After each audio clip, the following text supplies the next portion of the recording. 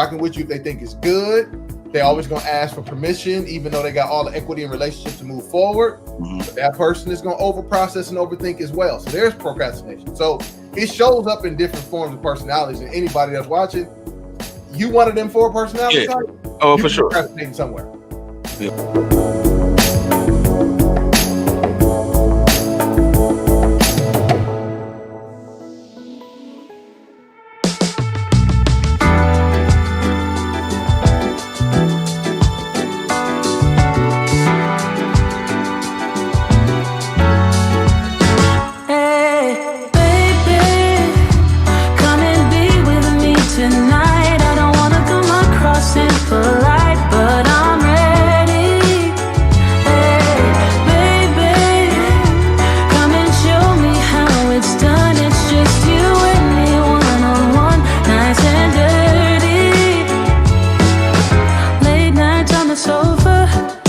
Watching a soap opera, I feel your hands on my body.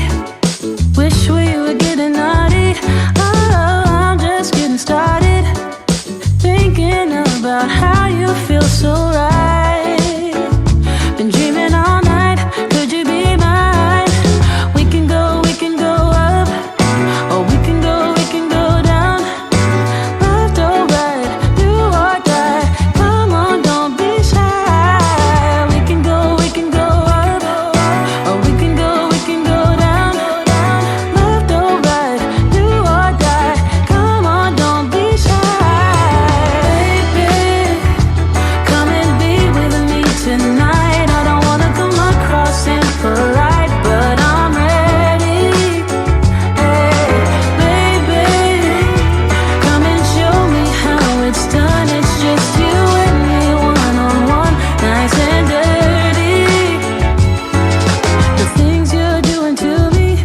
It's like something out of a movie.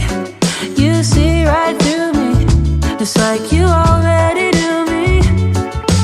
We can go up, or we can go down. Left or right, do or die. Come on, don't be shy. We can go up, or we can go down. Left or right, do or die. Come on, don't be shy. Tonight, I don't wanna come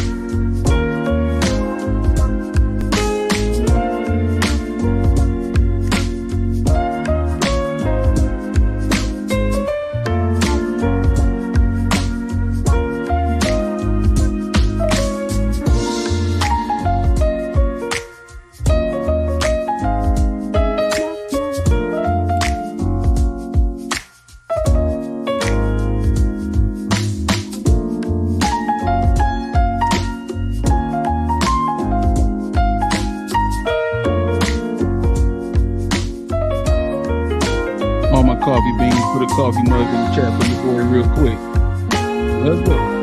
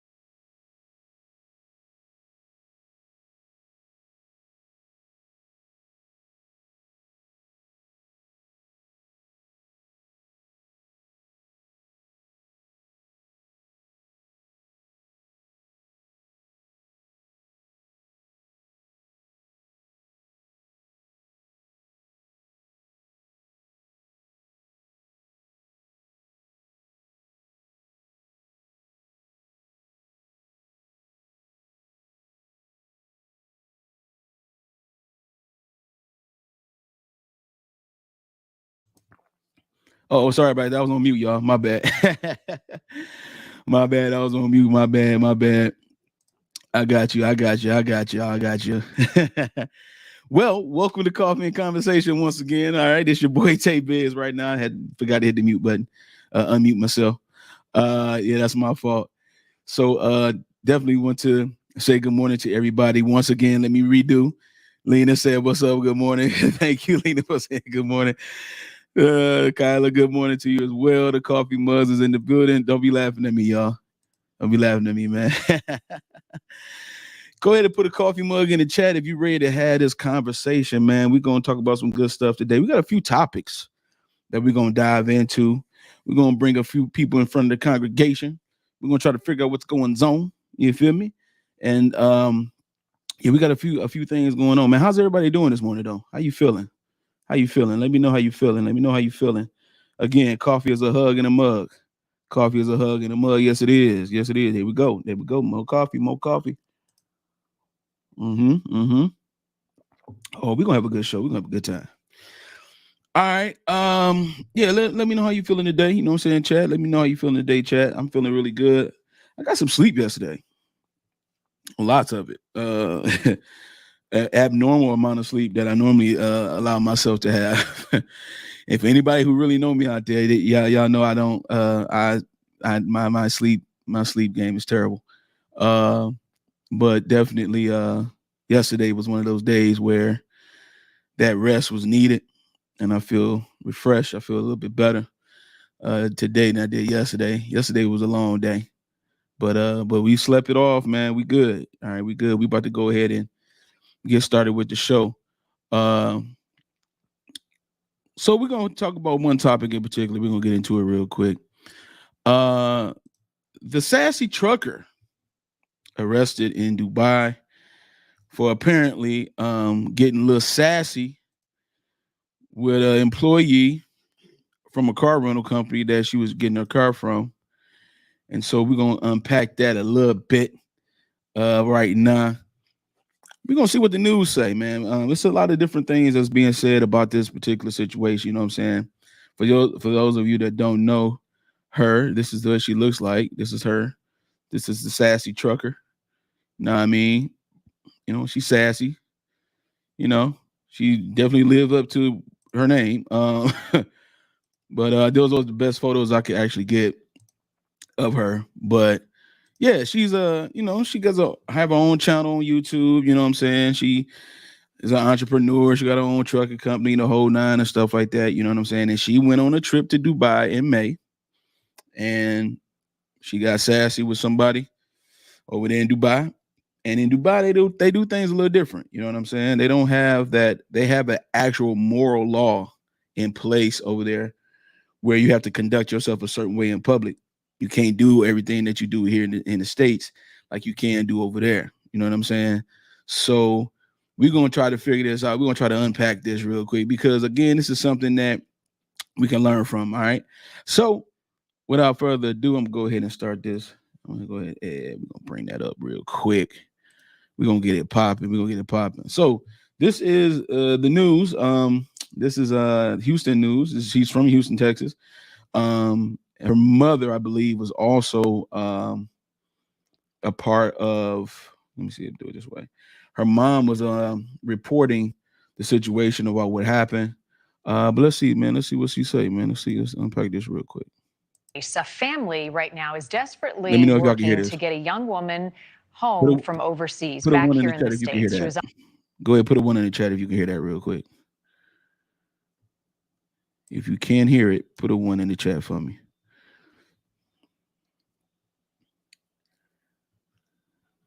Cool. All right, let's go.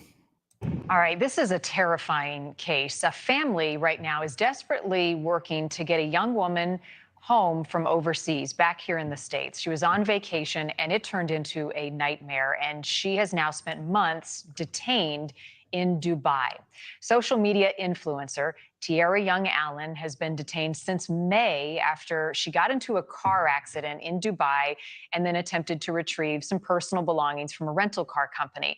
And that's when things started to go sideways. The rental company worker told her that she needed to pay money in order to get her items back, including her ID, her credit card, and some other personal belongings. Tiara's mom says that the worker was aggressive and started screaming at Tiara. And Tiara then screamed back. She was charged with screaming in public, which is a crime in Dubai.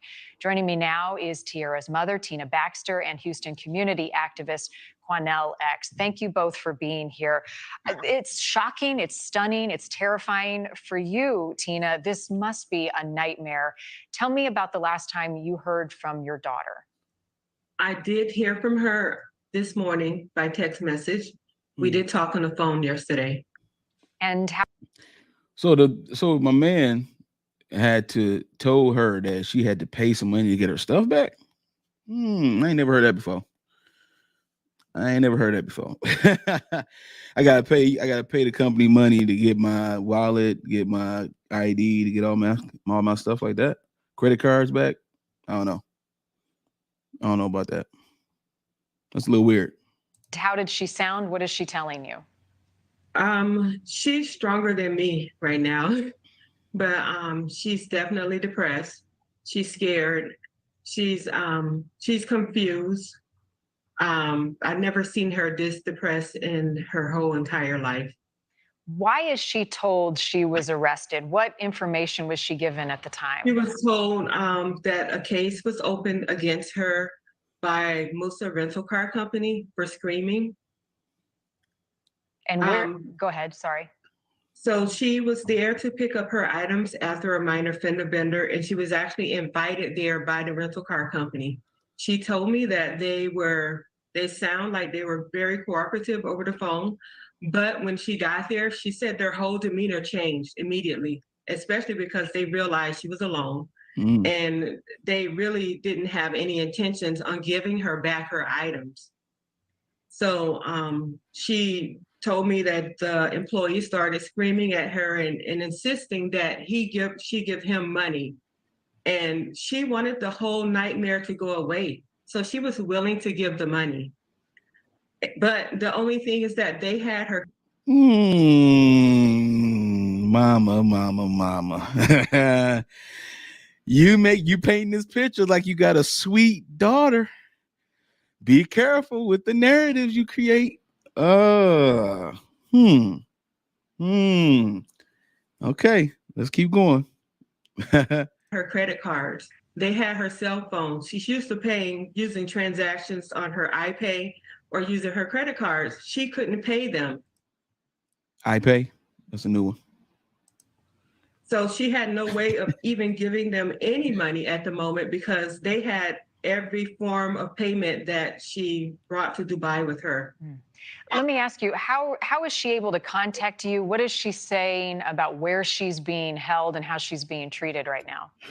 She's being treated okay right now. I don't want to talk about where she's being held because I'm really concerned about her safety. She ended up with her friend's phone that was also detained in the accident. And she was able to reach me through the friend's phone.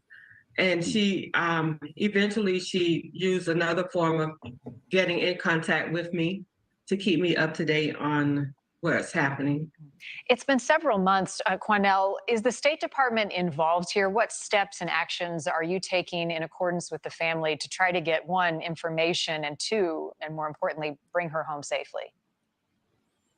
They are aware of her case. They're saying they've been looking into it. They have spoken with their counsel.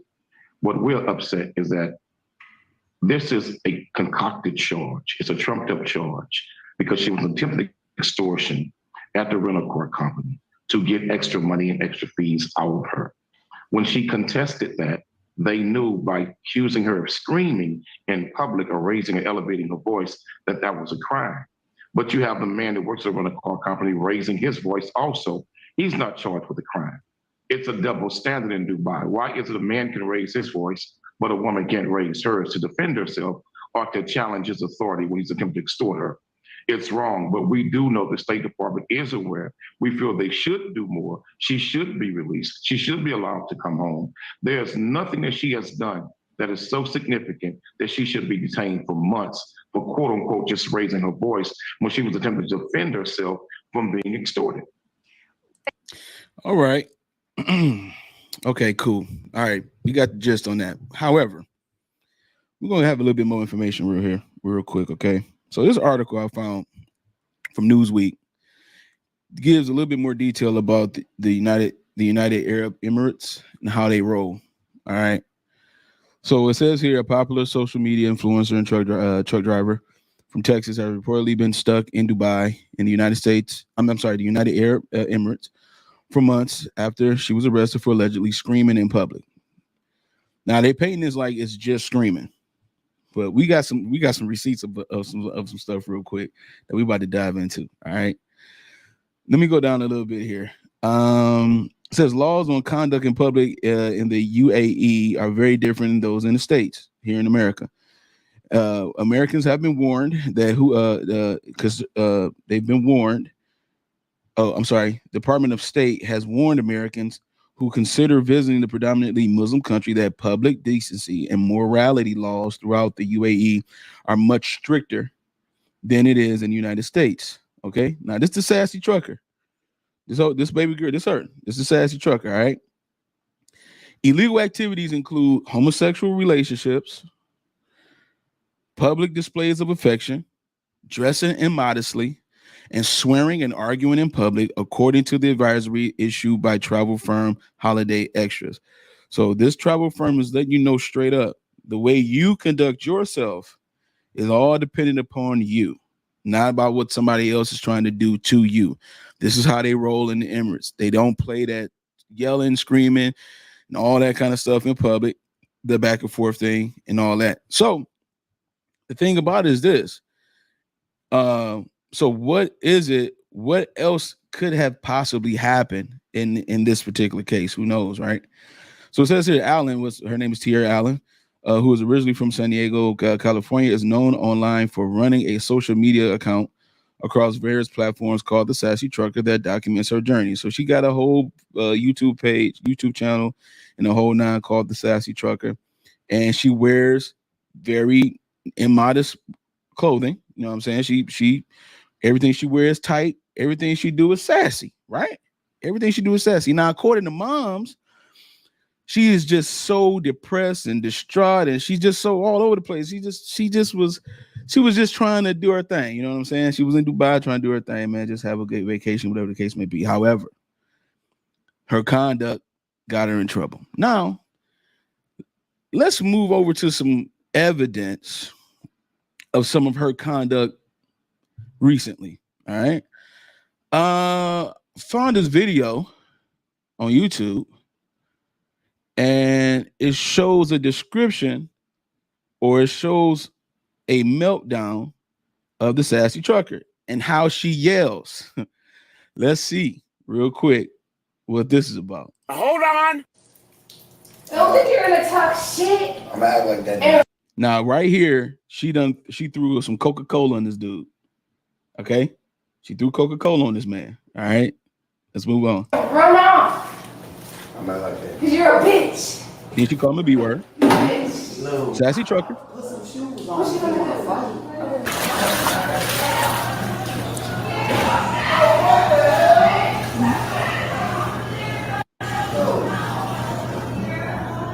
Yo, that girl crazy, bro.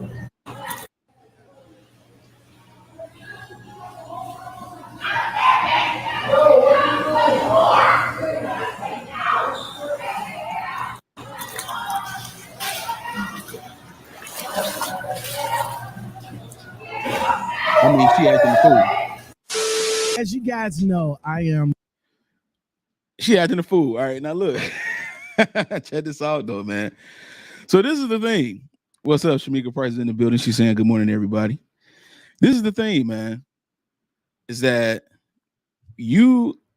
they're trying to paint the narrative as if this gentleman was purposely manipulating her to get her arrested. And that is not actually the case. The case is that the money that he was asking for was apparently the money that was supposed to be, that was on the account in the first place. So what he was asking for wasn't an egregious amount like they were trying to paint. So the thing about it is this: is how do you conduct yourself?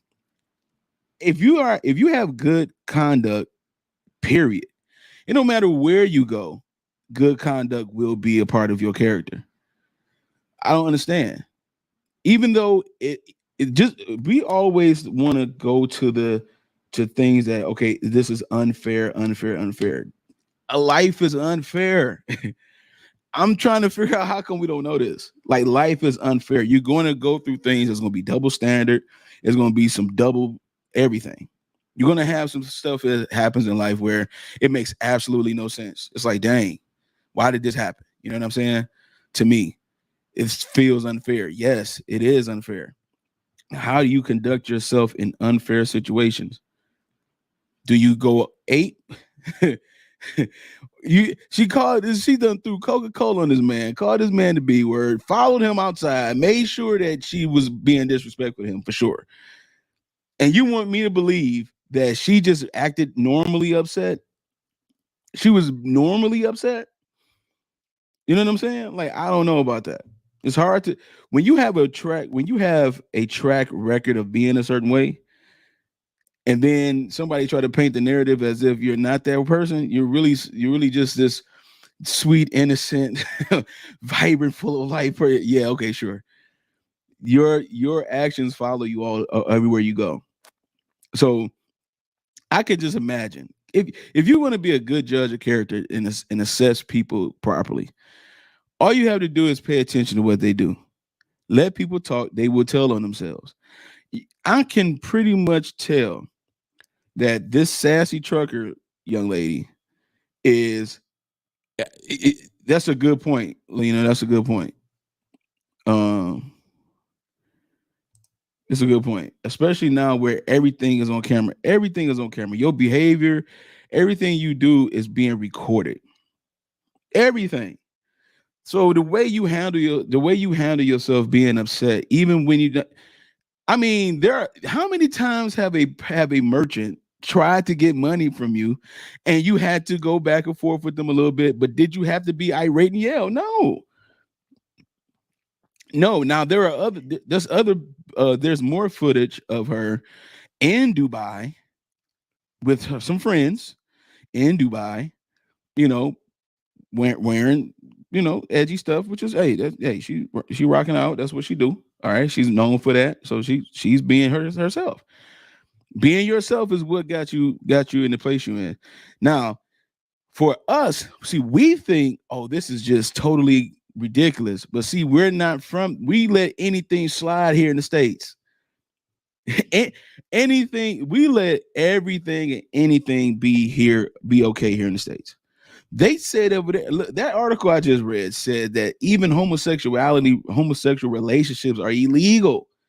Public displays of affection, illegal. like holding hands, kissing, and touching and slapping booties in the grocery store.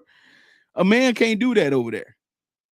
That's his wife and everything. But if he do that over there, that's public. That's public indecency. And what they're going to do is they're going to say something about it. Because they roll in a different way. You can't go in somebody else's house and just start opening up the refrigerator and then sitting on their couch without them offering you something. You know what I'm saying? Like, that's not how it works. It's unfortunately, this is one of those extreme cases where it makes you have to think about what you do all the time, the way you act all the time. I understand we get mad at people and all that kind of stuff, but when you get to the point where you are screaming and going berserk and you following that person and you trying to hit them and all that kind of stuff, do not do that. Ladies, especially ladies, do not touch a man. Do not go after a guy. If you're upset with him, be upset with him and walk away. Do not touch that man.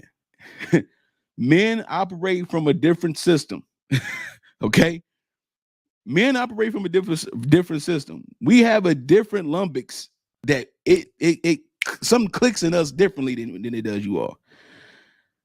If you are having a situation where you got a man in your life, whatever the case may be, and y'all arguing, and all that hitting them and stuff like that, or initiating a hit, I'm telling you, do not do that stuff. Try to manage your anger without getting violent. We let everything slide here in the States. We just do. We don't have moral law. What moral law? The only thing you can't do, you can't streak here. So you can't just expose yourself naked here in the States. So that's one thing. Other than that, though, as far as morality, we don't have any morality laws here. What? We do anything. We do it in front of kids. We don't even have that type of thing where, it's some kids in the room or kids wherever you at, you conduct yourself in a certain way. We don't even care about the kids. They're like, man, the kids gonna see us kiss. They could be 3-4 years old. They're gonna see us kiss. They're gonna see us do whatever we want to do. I mean, that's just the way it is here. But over there, it ain't that same way. You know what I'm saying? So there's a breakdown here in this country where everything goes, anything is okay. And we get upset when other places don't get with our program. They like, skip your program. Y'all gonna do things our way. And we're warning you before you even get over here. Do not try that junk over here. No matter how unfair it feels and seems, don't try that junk over here. And everybody love to go to Dubai. That's like the ultimate trip. Dubai is a very, very wealthy city. And that everybody want to go to Dubai. Okay. All right. Okay, all you travelers. all you love to travels. Okay. Go to Dubai and act like an active fool if you want to. Go ahead. This young lady is a prime example. What else, Sabrina? This young lady is a prime example that you can't do everything that's lawful is not expedient. You can't do everything you think you want to do, no matter how fair or unfair it is. We need to have a reality check sometime. That's a reality check right there. You know what I'm saying? Is it extreme? Yes, of course it's extreme. I'm not saying it ain't. but they are saying, hey, even though this is extreme to y'all, but to us, this is how we rolling. So can you get on their program? You're visiting them. Can you get on their program? You feel me? So this case right here, I found it to be kind of interesting. The fact that a lot of and then there's other truckers and other people who have been getting on TikTok and all that kind of stuff, talking about this is not right. That man was manipulating her to get upset, because he knew she was a black woman with an attitude, so that's why he yelled at her first. Really? Really? I don't know about that, man. I don't know about that. But shout out to the Houston News and Newsweek for the article, basically letting us know like how they have morality over there, man. They don't play that junk. You know what I'm saying? They don't play that. They don't play the whole do whatever you want type stuff over there. That's not how they roll. They roll from a different beat. And we have to learn how to adjust, even in situations that are not necessarily fair, but how you conduct yourself in unfair situations shows a level of maturity. You know what I'm saying? You can't throw a tantrum because it ain't fair. Seriously, like, we adults here, man. You can't just be like, you can't just throw off on somebody because you feel like something ain't fair. It's a lot of stuff that happens at our jobs. It's a lot of stuff that happens in life where we like, man, that's not fair, but that's the way they roll. Here it is. You could work a job and you could train somebody to do the job that you've been doing for 2-3 years. You could train them. And then 2-3 months later, that person you train can either take your job or get promoted before you at certain places. And that is not fair. What you gonna do? Throw a temper tantrum? Huh? You gonna be that kid in the grocery store that just won't get up off the floor? You know what I'm saying? Or are you gonna conduct yourself in a mature way so that way you won't lose your job? So we have to think about certain things, man. And we think just because nobody checks us, nobody puts us in our place, nobody checks us, we think everything is cool. Nah, man, it ain't like that. You know what I'm saying? And the UAE said, hey, you bring that craziness over here to me, we gonna detain your behind. You know what I'm saying? Now she's not in prison because I think they said something about a trial that they might take place or that might happen. However, she is detained, which means that her passport is not she can't use her passport, stuff like that. I knew a lady before. She used to work. She used to work in my old company that I worked for.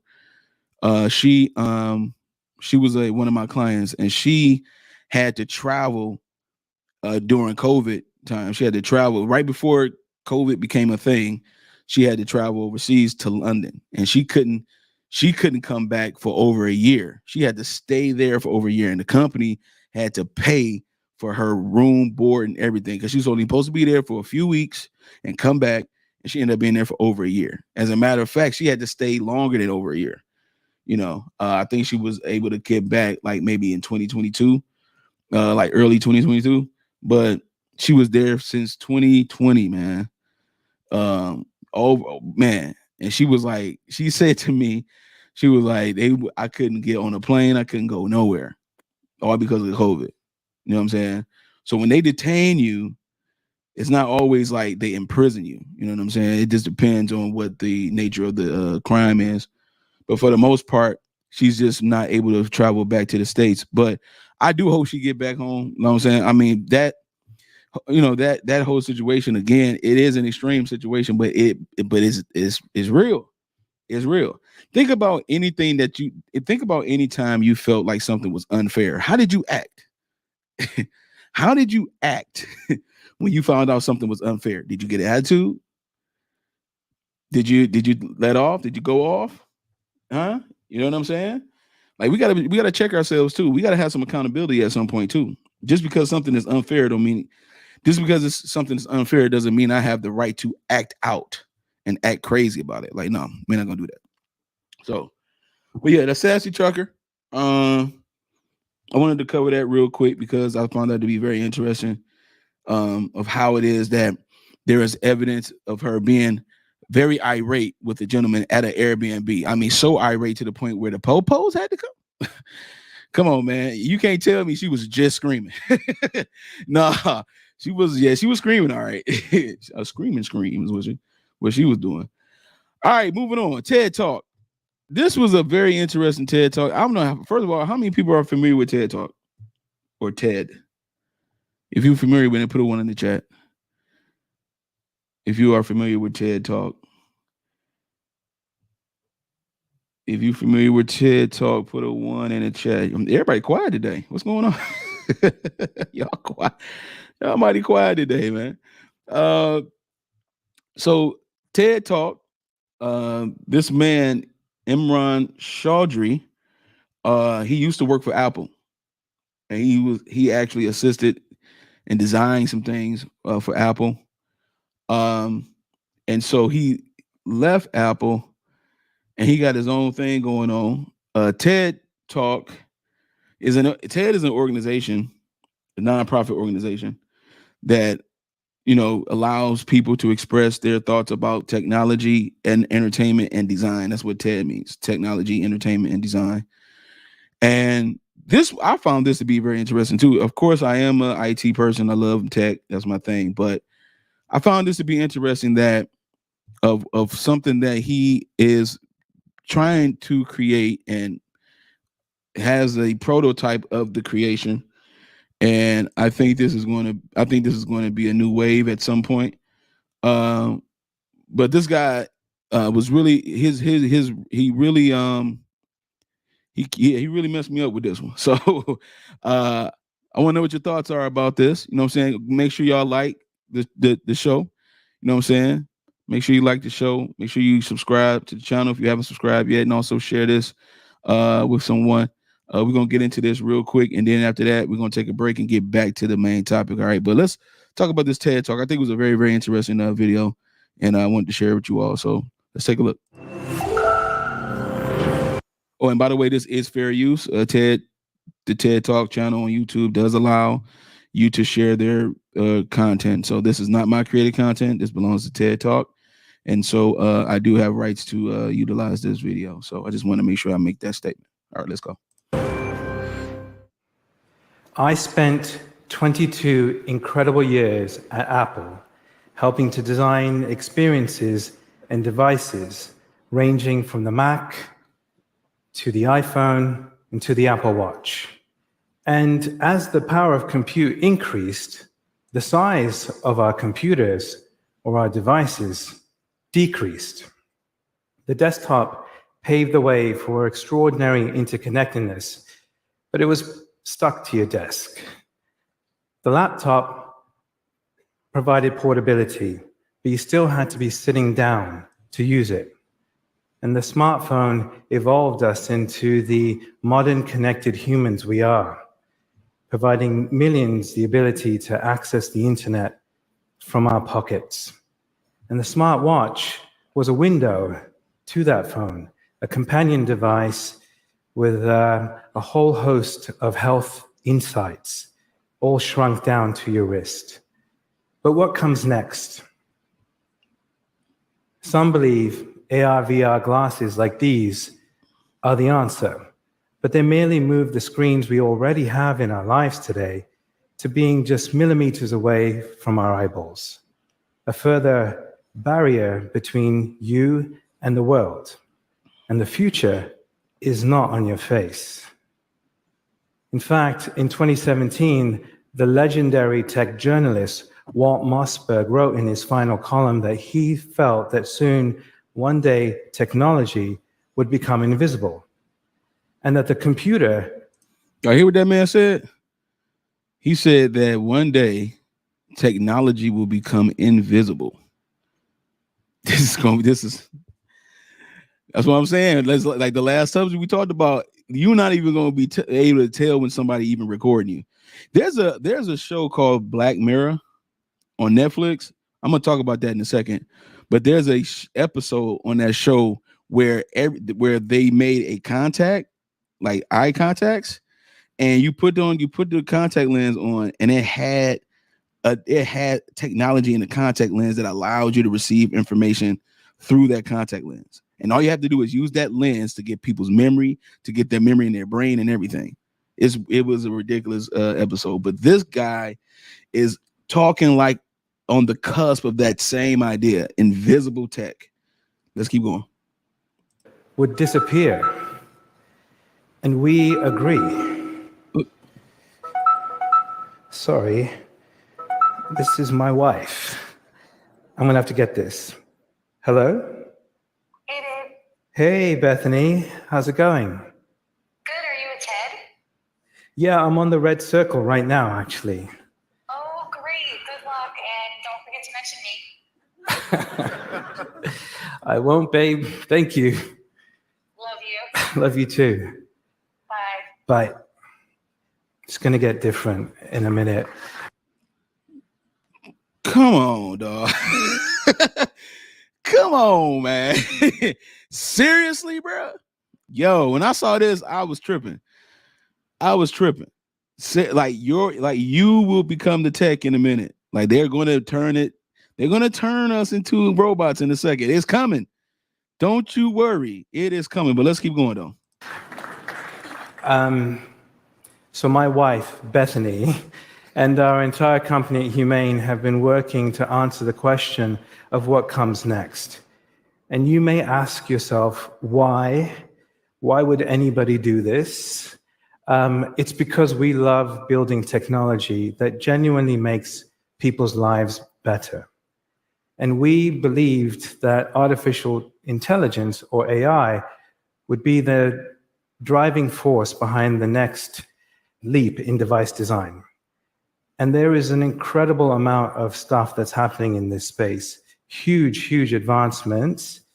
And even Bill Gates has said of OpenAI's GPT that it's only the second most revolutionary technology demonstration that he's seen in his entire lifetime. But what do we do with all these incredible developments? Wow. And how do we actually harness these? You know what? There was a time, I'm sorry, you to cut this off for a second, but there was a time where the technology of the tampon was a mind-blowing thing. And I talked about this, I think, last season in Coffee and Conversation about a man invented the tampon for a woman. And so that was a remarkable, at that time, back in those early days, that was a remarkable type of technology that allowed a woman to be able to have her natural, period, and then also, but not have the unclean feeling of it in that regard. So this right here, AI, artificial intelligence, has become now it's being a little bit more, it's being a little bit more used and practiced. Even when, and even doing the show and stuff like this, Sabrina said 100 for facts. Even doing these shows, like you all may or may not understand, but being able to create thumbnails and do all this kind of stuff through artificial intelligence allows you to kind of dumb down your creativity a little bit. So because now you can just type in what you're thinking and it will generate the art for you. And so I have a lot of different software and applications that I use, and not just myself, but also JB, because me and him, we pretty much for the most part do the production part of these things of our shows, where you can, like, the updates, like even some of the applications now have the artificial intelligence in it now, to the point where you don't even have to, all you gotta do is type it in. I prefer not to use that because we like to use imagery and things like that for our production. But that's a direction that it's going in. And this is what Imran Chaudhry is talking about, is he's talking about the fact that this is going to be the wave where you're not even going to have to, at some point, you're not going to need a phone. You're not going to need any type of hardware. At some point, you're going to become that piece of technology. It's getting closer and closer. And what he just showed and demonstrated was the idea of being able to become that software. You becoming your own software. That's kind of like the way it's going to be going.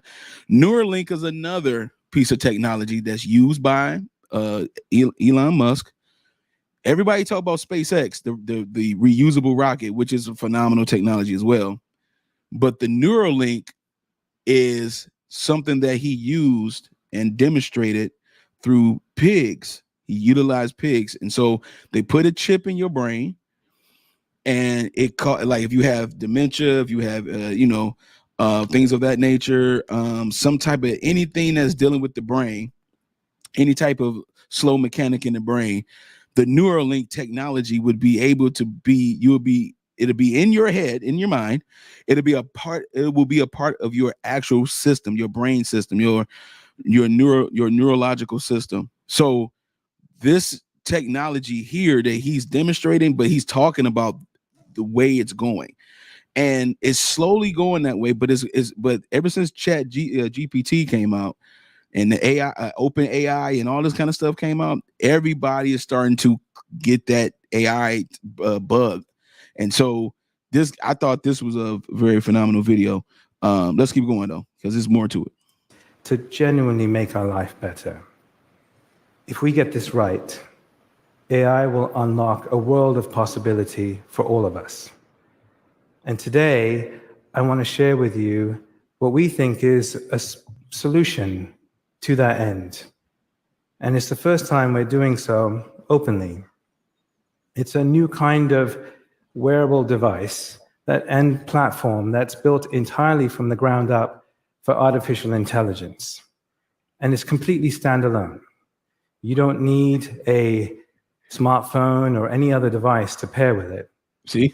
In fact, I'm wearing one right now. And it interacts with the world the way you interact with the world, hearing what you hear, seeing what you see, Crazy. While being privacy first and safe, and completely fading into the background of your life. We like to say that the experience is screenless, seamless, and sensing, allowing you to access the power of compute while remaining present in your surroundings, fixing a balance that's felt out of place. You said screenless and what? Screenless, seamless, and sensing. That's the power of compute while remaining present in your surroundings. Basically, this piece of device will be pretty much human-like, which is absolutely sorry. This is absolutely insane. So this is the direction that technology is going to go into. It's going to get like that. It's going to definitely get like that in a minute. All right. So I wanted to show that too, because again, the evolution of technology and what's going on is going to take place in precedent over the human experience. So this is the reason why relationships are being talked about a lot. This is why it's being talked about a lot. What's good? Codus the GOAT. My man, what's good, bro? What's good with you, baby? This is why relationship talk is so important. Is because technology like this, what we just saw, is going to take away the human experience, take away the social aspect of humanity, to the point where we're going to be talking to each other as if we are not human, utilizing things such as the metaverse and all this kind of stuff. And that's a whole deep situation too, because the word meta in and of itself means death, but that's another thing to get into later. So the thing about it is, look up meta, look up what metaverse, look up the word meta, META, look up what it is and do some research on it. I'm telling you, this whole concept is to get us away from the human experience, to be more disconnected than ever. And this is the reason why relationships are being talked about so much now, is because there is a lack of connection. There's a lack of understanding. There's a lack of love. There's a lack of any type of human experience now, because everything is technology based. If you want to talk to somebody, you don't even need their phone number anymore. You don't need any of that. You could talk to them through video. You could talk to them through whatever. You don't have to have any type of human connection really to have a conversation with somebody. As far as like going out, meeting somebody and interacting, we still do that. But that's what they're trying to do. They're trying to take this away. You know what I'm saying? He said, preach, my brother, preach. I appreciate you, bro. Like, they're trying to take it away. And so this is the reason why we're fighting for that connection. So like, just like Codus the GOAT, man, He be on there with for the Dub Gaming, you know, with Jock and the crew, and that's their interaction playing. Even though it's video game based and you're streaming live video game, but you're talking to each other, you're having a human experience. They want to be able to do. They want to be able to have so much technology that it takes away that type of experience, and people don't understand that. Yeah, people don't meet organically anymore. That's true. Organically, like. People do not have a sense of wanting to connect with somebody else. They just don't. You know what I'm saying? So this is the reason why. This is the reason why you can open the door for someone, and they don't say thank you. They don't even say thank you. And that's not like you. It ain't just. I mean, sometimes it's ladies who are going into a door, and then they see somebody coming up, and they'll stop the door, at least hold it for them, holding it till they get there, and then they just walk in. They just walk in. It's like, okay, dang. Nobody is trying to have that interaction like we used to back in the day. And so this is what I'm talking about. The progression of technology is now the progression of it is getting aggressive. They're aggressively trying to get technology everywhere in you, in your house, in your mind, in your everything. You can get mechanics done to you as a human being. All right. Like I said, Elon Musk, everybody talking about SpaceX and the Tesla and all that. Neuralink. Look up Neuralink. It is the technology on that boy is insane. And he had a presentation where he was testing the Neuralink out on pigs that were having brain issues. This is the wave. This is the next wave of it. You know what I'm saying? And when you see these shows, these movies and things like that, that's when you'll be able. That's when they're giving you a short depiction of where they're headed. Art imitates life. So when we see these things, that is not iRobot. Everybody was like, okay, iRobot. And what happened? That movie had everything to do with. Oh man, the name of that robot was Sonny. And Sonny said what? He said, my father made me. Who was my father? Who you think he's talking about? He's talking about the creator, the man who died, the doctor who made Sonny, who made the creator, placed all knowledge in this young man, in this young robot. And he said, you got to ask the right questions. Every time Will Smith character needed some answers, he had to go to the creator, the architect. You got to ask the right questions. And when you ask the right question, he said, that is the right question. You're searching for things that you don't need to search for. You need to ask the right questions. And this is what I'm saying. This is why we talked about Sassy Trucker. This is why we talking about TED Talk. It's all a connection. Your human experience matters. Social constructs, social behavior, I'm sorry, not constructs, social behaviors matter. You can't do everything everywhere. You can't fool all the people all the time. You can fool some people some of the time, but you can't fool all the people all the time. And this is the way you're not going to be able to fool nobody. It's technology. Now that thing he had was in his pocket chilling. You barely even recognize what it was. And that thing is receiving information, experiences that belongs to humans. And we're trying to use the human experience and put it in technology so we can erase the human experience altogether and just have nothing but technology. It's going in that direction. You know what I'm saying? So, but it all comes from a place, man. So what we're experiencing now started somewhere. And when we come back, we're going to talk about where some of this stuff started. All right. I'll be back in a minute, y'all.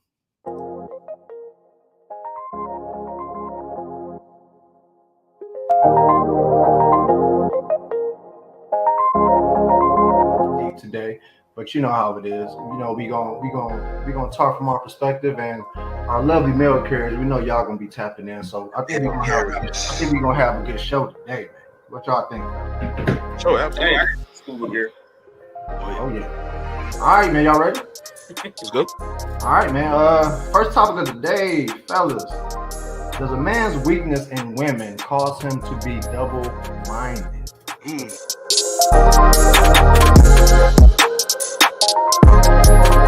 relationship to move forward, that person is going to overprocess and overthink as well. So there's procrastination. So it shows up in different forms of personalities. And anybody that's watching, you one of them 4 personality Yeah. types? Oh, you for sure. Procrastinating somewhere.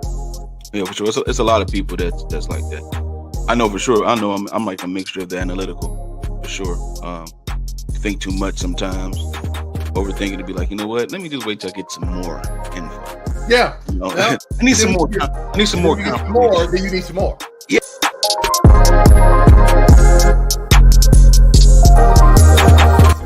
Are people asking you, are you strong and independent? Like I can see it from that nature, but in a normal dating atmosphere, if I recall, I don't be asking those type of questions. You know what I'm saying? That's why we're trying to relate the fact that this doesn't have to be set.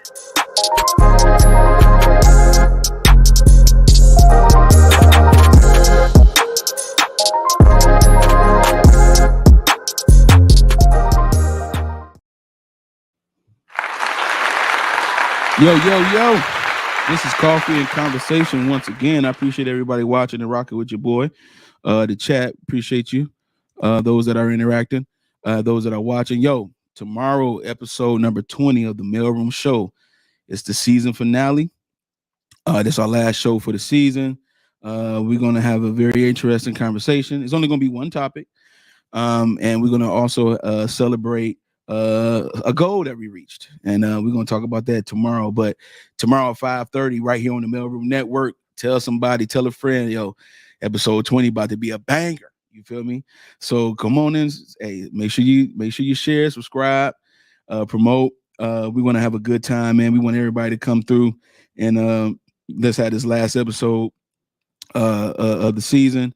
Which Coffee and Conversation still will be going on though, so we will have a live show on Saturday, on Saturdays. But definitely want everybody to come out and support the show tomorrow for episode number 20, man. Appreciate y'all. Also, we do have shorts, we have clips, we gonna have other videos. We still gonna have the Mailroom Reacts, which is another video series that we're going to be doing. That we're going to be recording and uploading videos. Also, we're going to premiere some of the videos. We're going to do some stuff, man. Even though it's the off season for the Mailroom Show, it's not the off season for the Mailroom Network. All right, so we still got some cooking that we doing. We still got some things we're going to be promoting. So just be on the lookout. All right. So we're talking about the Great Society, and what is it, right? So I wanted to talk about the Great Society because this is a very interesting idea and a very interesting moment in history where former President Lyndon B. Johnson, who was the successor after John F. Kennedy was assassinated,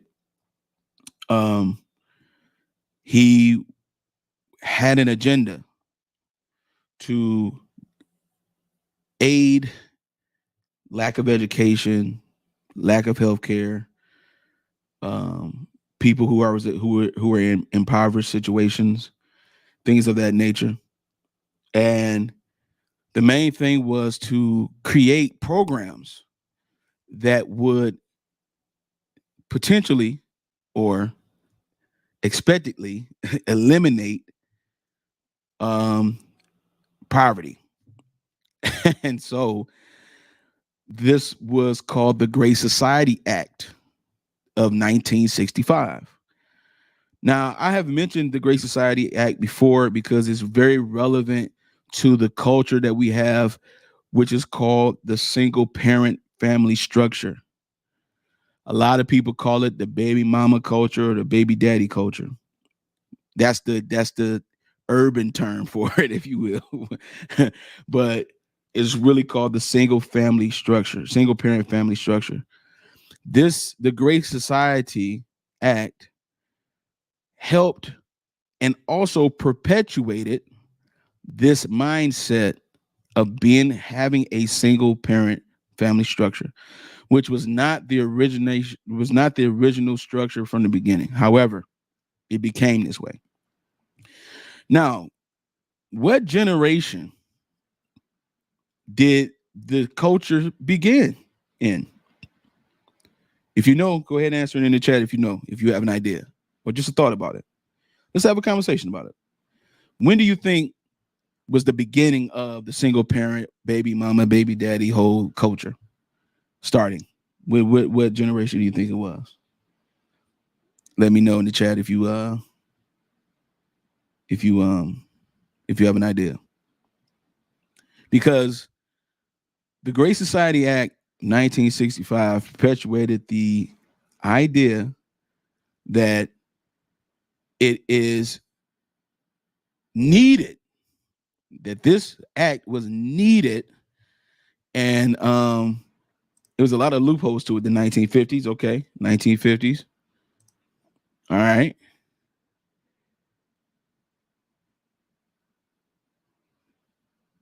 Gatsby J, appreciate you. Says 70s and 80s, okay.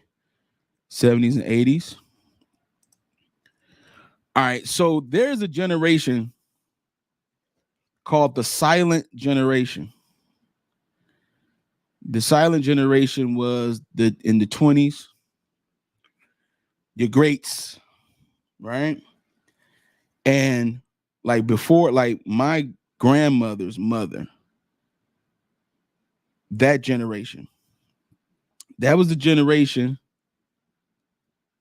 She said, Lena said the 80s. That was the generation. The silent generation was the beginning of the single parent structure. It was the very beginning of it, the genesis, right? And it started then in the 70s, in the 70s and 80s. In the 70s and 80s, that was where the structure was perpetuated or encouraged. But it started in the silent generation. My grandmother and my grandmother's mother, they didn't have both parents and stuff like that in the home.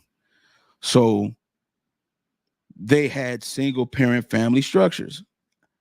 It's been like that. And just in my bloodline, it's been like that. Same thing goes for my mom and others. Like, I grew up in a single family structure.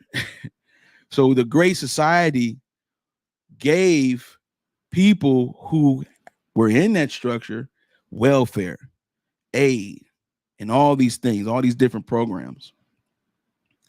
Lyndon B. Johnson, President Lyndon B. Johnson, had the idea that if we create this society, that it would eliminate poverty. When in actuality, it perpetuated poverty. It made more impoverished situations because it keeps you impoverished. In order for you to have the benefit or government assistance, you have to be in a certain economic level. And if you go above that, they will take the assistance away. Now, now these societies or these programs have evolved. In the beginning of the Great Society Act, with welfare, Medicaid, and Medicare, and things like that, in the beginning, you could not be married and have these benefits. That was the original way. You couldn't be married and have these benefits.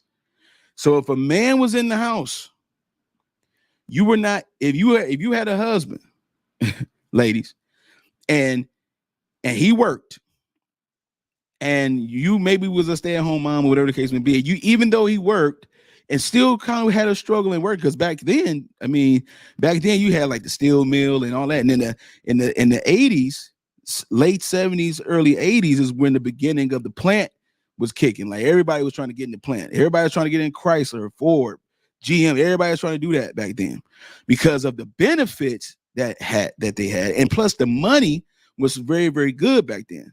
You know what I'm saying? So now this particular Great Society Act, from the original law was, hey, in order for you to get WIC, You can't be married. It's different now. You can, but you got to have a certain economically you have to be eligible. So you can't make a certain amount of money, right? So there were pros and cons to this. But I have a video of Lyndon B. Johnson speaking at Howard University in March of 1965. Now, the original concept of the Great Society was in a speech he did in Ohio and in the state of Michigan. But this is the Howard University speech that I had. This is after the Great Society Act was passed in January of 1965, because it was nothing but liberals in the House. It was nothing but it was a Democratic landslide back then. Like it was the Republican count was so low back then, in the House. I'm talking about just especially in the House of Representatives. So, but I want to play this video. He said some very interesting words about why and how and where this particular idea is coming from, because there is a narrative that they want to perpetuate to us to keep us stagnated, and we think it's help. We think it's helping when it's really hurting us. So it has a proclivity of helping, but it doesn't have the actual answer of the help. But I want to play this video. This is Lyndon B. Johnson, Howard University. I'm sorry, this is in June. Okay, I'm sorry, June of 1965 at Howard University, the commencement speech here. And remember, this is the 1960s. So we talking about civil rights movement, the whole nine. This is where it was an uproar. All right. Now let's play this real quick. I'm gonna let this play. Hold on, let me unmute it.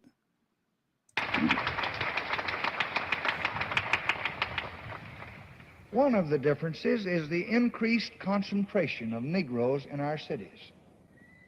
More than 73% of all Negroes live in urban areas, compared with less than 70% of the whites.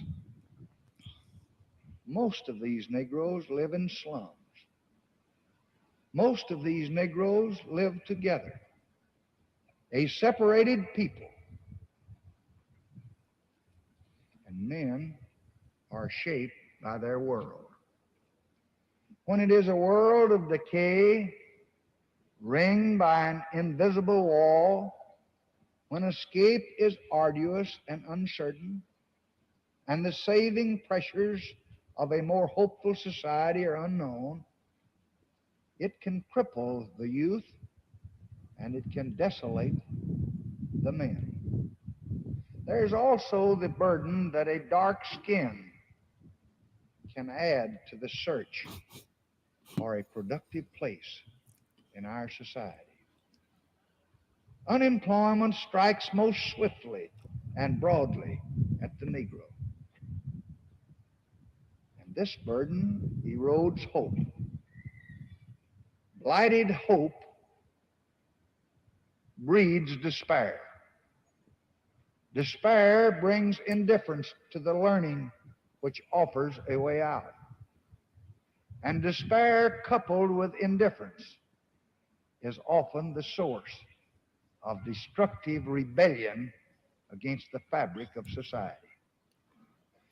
There is also the lacerating hurt of early collision with white hatred or prejudice, distaste or condescension. Other groups have felt similar intolerance. But success and achievement could wipe it away. They do not change the color of a man's skin. I have seen this uncomprehending pain. This is where it gets really interesting, in the y'all. eyes of the little young Mexican-American school children that I taught many years ago. But it can be overcome. But for many, the wounds are always open.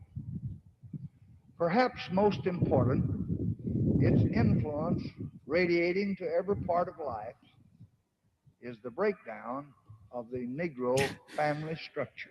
Listen to this. For this, most of all, white America must accept responsibility.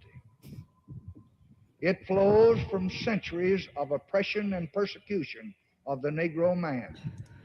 Of the what? The Negro man.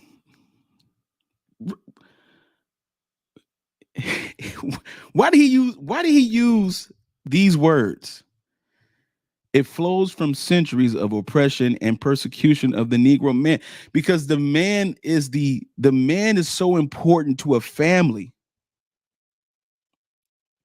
that if you remove the man, you could destroy a society.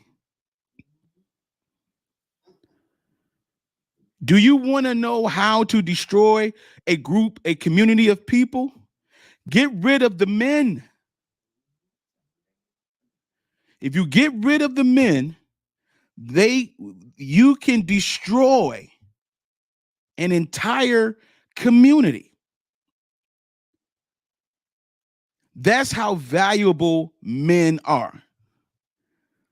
After all, this is the Mail Room Network, so I will encourage the men. I will also encourage the ladies. But men are under attack. Men are under attack so bad that if a man moves as a man should move, he gets ridiculed and talked about. He's called a misogynist. He's called, he hates women. He's not open. He needs to listen more.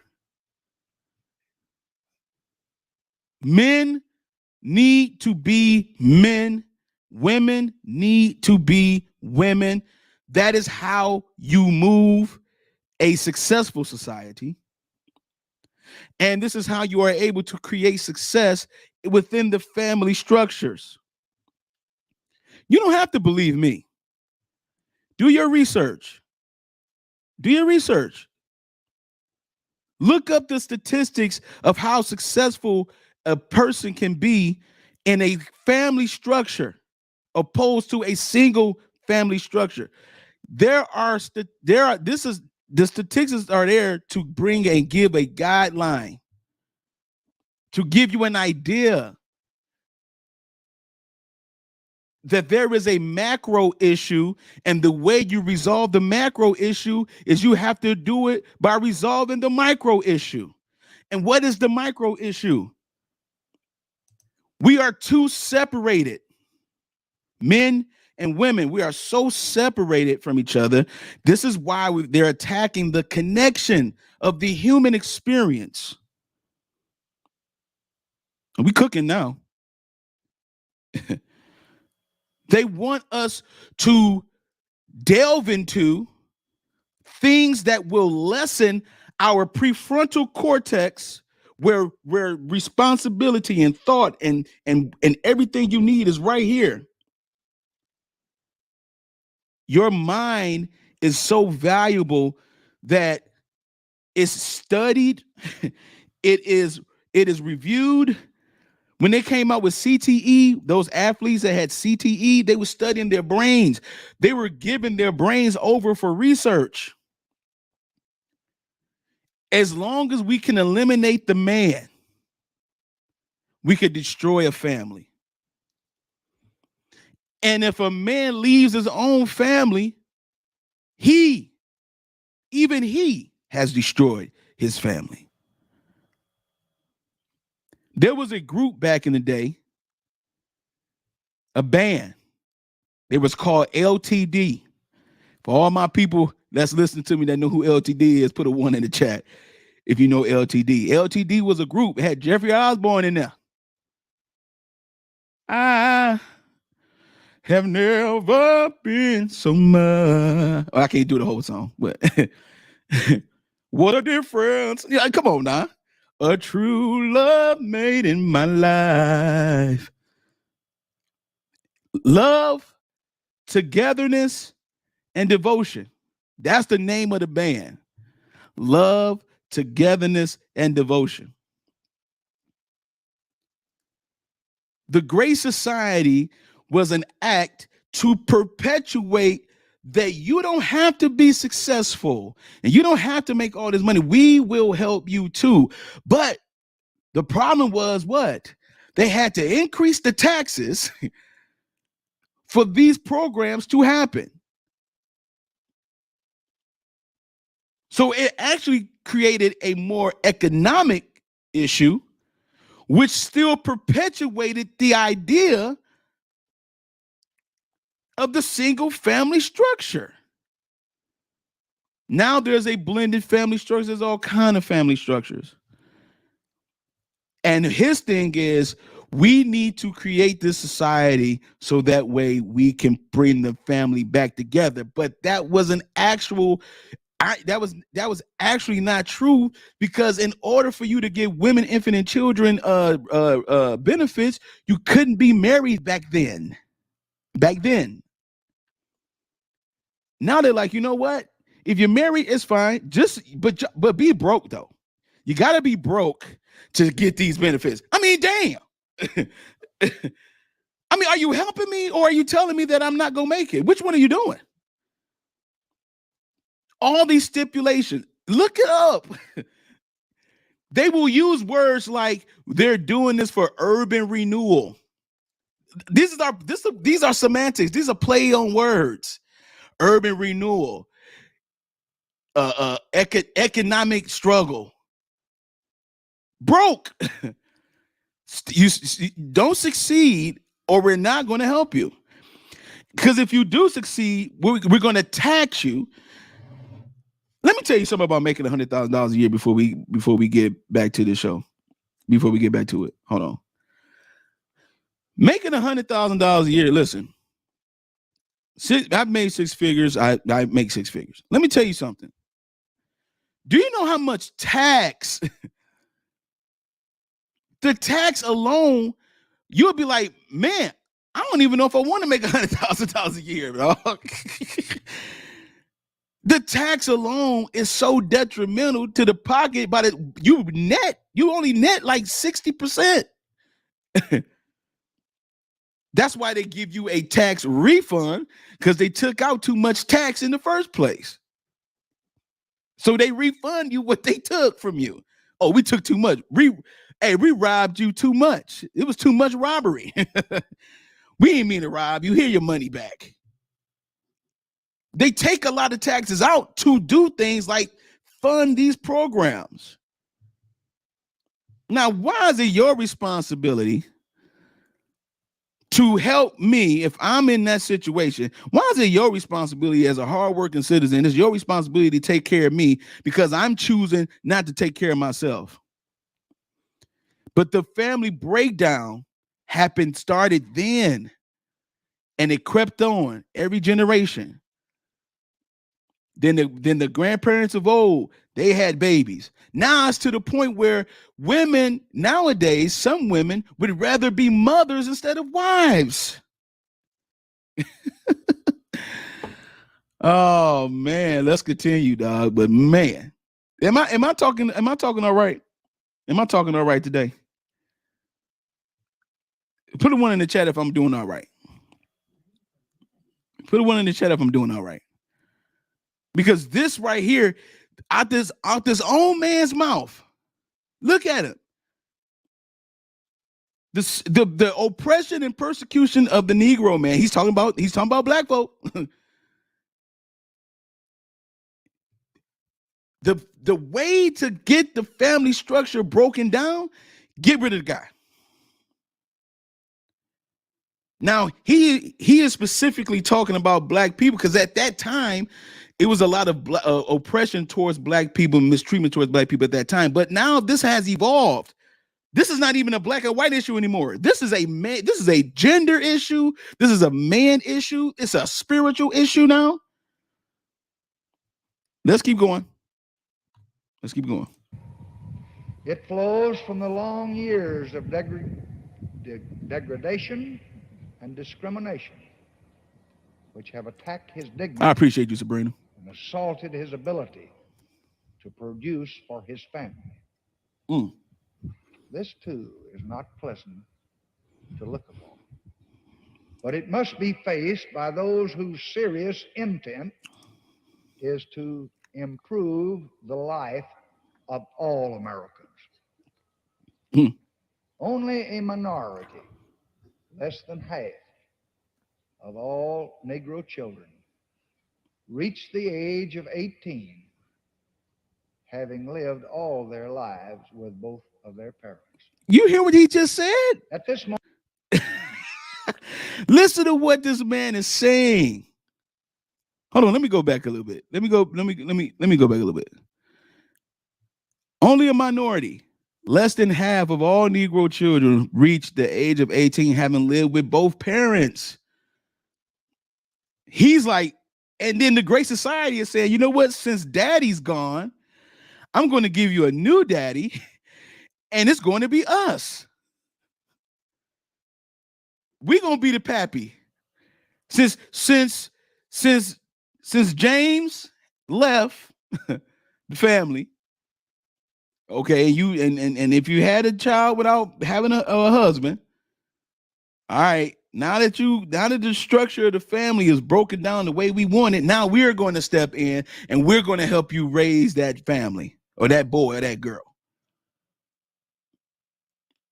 But you gotta stay.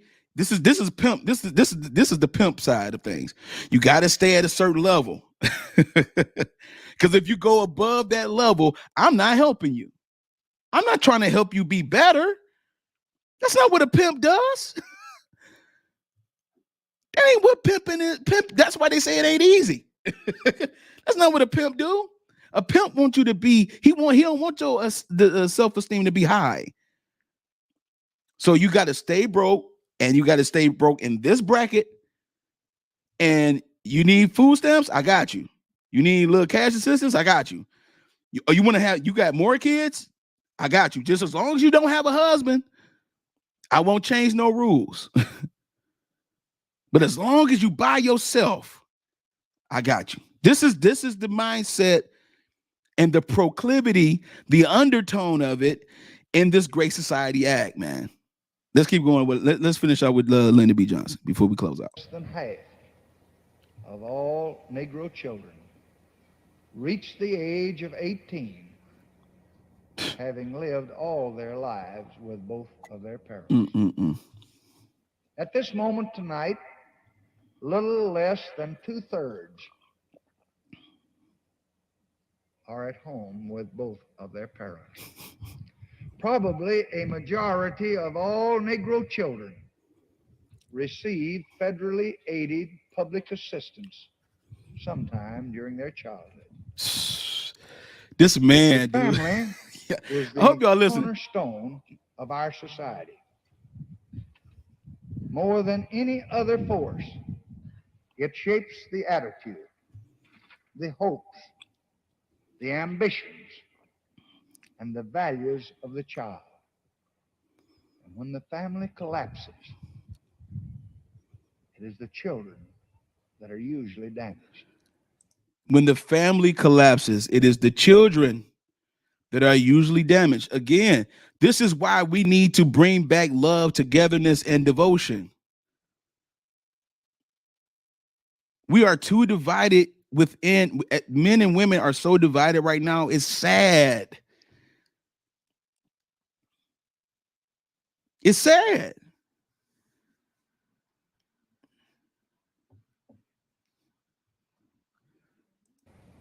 When it happens on a massive scale, the entire community itself is crippled. So unless we work to strengthen the family, to create conditions under which most parents will stay together, all the rest, schools and playgrounds and public assistance and private concern, will never be enough to cut completely the circle of despair and deprivation. Mr. President, wait, what? Wait, what did he say? He said it would never be enough. This is why they say the devil's in the bloody details. It will never be enough to cut it completely. It will never be enough. And he's telling us, and back then he's saying, we will help you get over that. And it's not enough. You know why? Because what he just said, we got to get the parents back together. The family, the order. We have to get the families back together. This is the reason why it's so important for us to pick the right people in our lives and pick the right mates. This is the reason why we have the Mailroom Show. This is the reason why you have people like Dr. Jordan Peterson, who talks about the families. We need this togetherness. We are too separated, too divided. We picking partners, picking whoever we want to be with, knowing that we don't want no outcome. The game is up, y'all. I'm telling you now, the game is up. The game is up. It's not going to be long before we actually start realizing how bad choices we made, where it leads to. It's going to lead, the bad choice, the consequence always follows the choice, not the other way around. He said, all the public assistance you want, it still ain't going to be enough to completely remove the despair and deprivation of the family. Let's keep going for a second.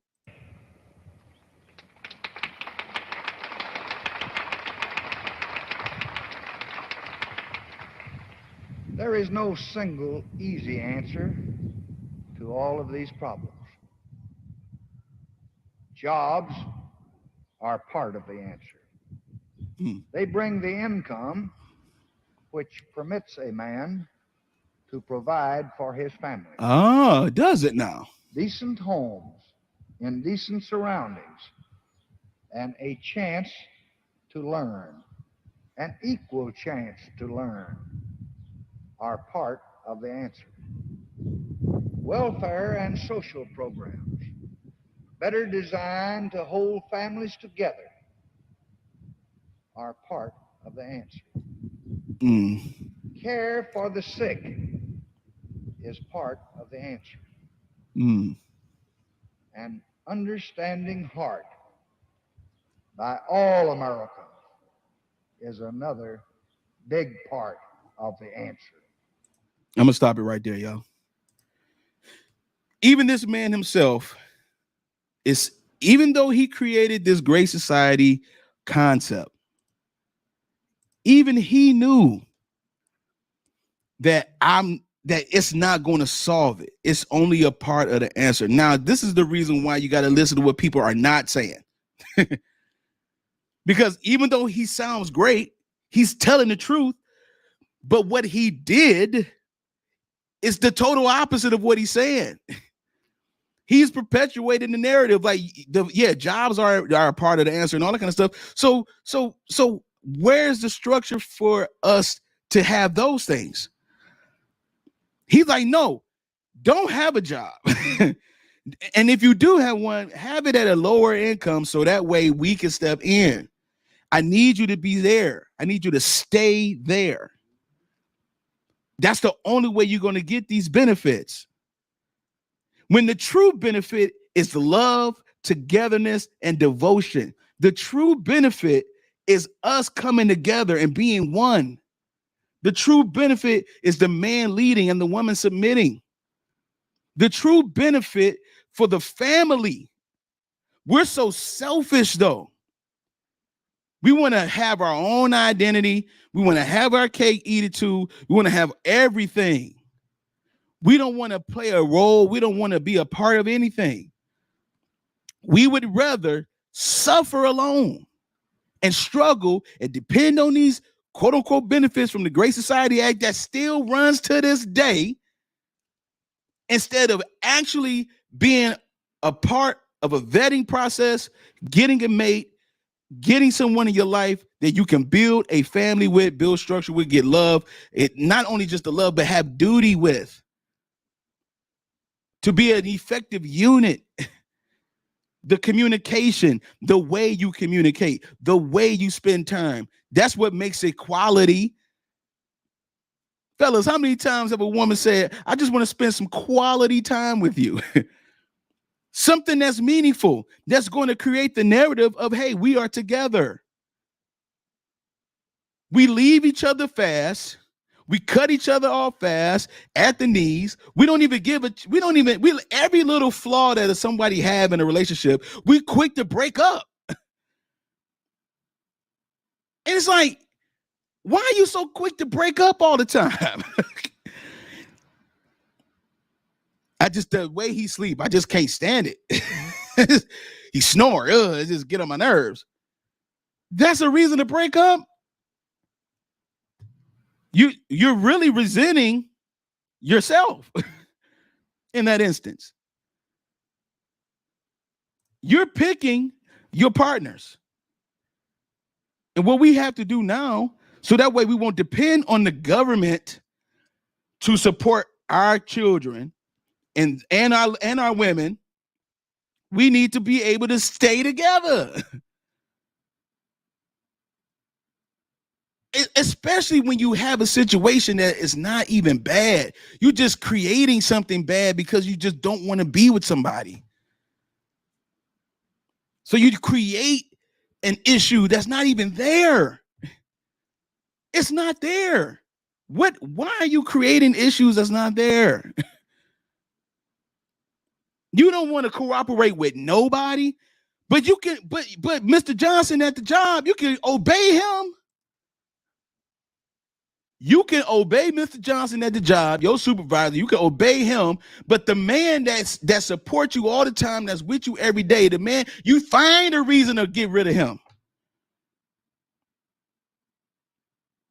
And I don't want to hear nothing about no cheating and the men this and men that, because everybody cheat with each other. I don't want to hear none of that junk.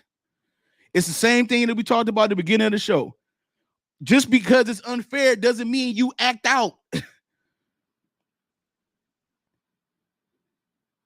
Oh, so since it's not fair, I'm going to be that kid in aisle 3 at the grocery store, sliding on the floor, not getting up. Your parent is trying to get this kid up. The kid just go right back down on the floor, throwing a tantrum because you can't get what you want because you're not satisfied with who you are. You're in a relationship. You're not going to be 100%. It ain't going to be 100% cool all the time. I talked about it before last week about having actual reasons to divorce. Like a real reason. Not like, oh, I'm just not happy no more. Negro.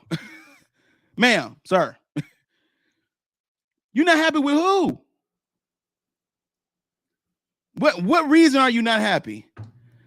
Now you got to lie. You got to find something wrong with somebody else that you said you will be committed to. You got to find something wrong with them so you can feel good about breaking up because you really want to be for these streets. Just say you want to be for the streets. But this is the perpetuated mindset that happened right then, right in that pivotal moment in American history. The Great Society Act gave us a green light to stay in the streets, to have multiple babies, not knowing who the father is, and the father can have multiple women pregnant and have multiple families and not caring about how to take care of them all because you got 3-4 of them by different women. It perpetuated this. It didn't create it because it was created by us because it started with us. Our great-grands, our great-greats. And it was some that was under certain circumstances that it happened. And it was some that purposefully did this stuff. Now you see a woman now with 5 kids by herself. And it shouldn't be this way. But that's the way it is. But it ain't fair, but that's the way it is. But the consequences follows the choices. So now when you find somebody, see, I'm about to talk some real talk real quick. When you find somebody that's willing to provide, cooperate with you, and you know you got a lot going on, the best thing for you to do is be quiet.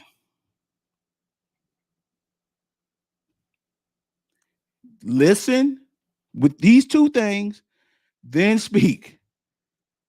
All these attitudes, quick-tempered attitudes, quick responses, quick to break up, quick. Hey, man. These streets are not what you think they are. Everybody make it look like they having fun. They are miserable. I'm talking to somebody today. They are miserable out there. You think they having fun? Getting toe up, getting all in the clubs, doing all that. It only lasts so long. People doing it for, they substituting the thing for the void that they have. So they go out there and try to get the happiness out there, and it's not out there. These assistants to this, to that, all these, the temporary assistance for the family, the TANF. Another program under the Great Society Act. That program is there to help you, only help those that are less fortunate. But as soon as you get some extra, think about it. There was a thing back in Detroit called Focus Hope. I'm showing my age. Focus Hope back in the day. They had powdered milk, powdered egg, powdered sugar. Everything was powdered. It was the nastiest thing in the world. The true answer is family and hard work to move our communities in America forward as a whole. Facts. These programs that are here, they're not here to better you. This is what you have to do for yourself. But back in the day, Focus Hope, and the place was right there off of Oakland Avenue, and over there by the Davidson Livernois area. I remember this place. It was nasty. Now me as a grown man, I don't ever want to go back to that. So what I work as hard. People be telling me all the time, man, you need to sleep up. Man, leave me alone, man. Let me work. Let me cook, bro, because I'm straight. If you ain't really been through what I've been through, dog, don't even worry about me, cuz. Let me do my thing, man. I know what it's like to be abased and abound. I know what it's like to be on your game when you're up and when you're down. The main thing is consistency.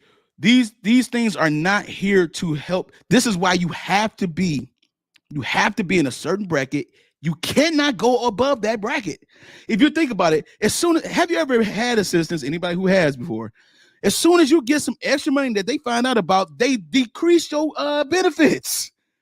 They decrease the assistance because they're not going to support you if you are up there.